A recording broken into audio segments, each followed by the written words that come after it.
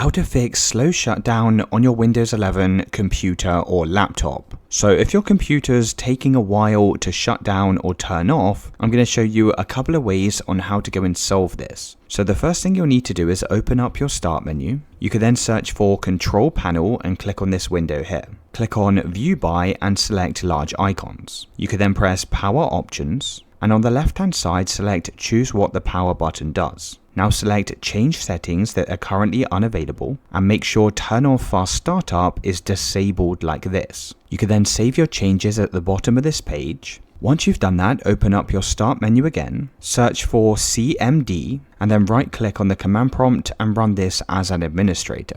Now from this window here, you need to go and type in the following: sfc /scan now and then press enter. Now you'll need to wait for this scan to get to 100%. So whilst the scan's running, you can minimize out of this window, open up your start menu, search for registry editor and click on this window. Now click on the drop down arrow next to H key local machine, click on the drop down next to system, click on the drop down next to current control set, click on the drop down next to control. Now scroll down this page and you should see session manager, click on the drop down arrow, and then scroll down again and you should see memory management. Go and click on this. Now you should see a file here called clear page file at shutdown. Go and double click on this and make sure the value data is set to 0 like this. Now if you don't have this file, you can always create it by right clicking on the white space, pressing new and selecting dword 32-bit value. You can then just type in clear page file at shutdown and make sure to capitalize the start of each word.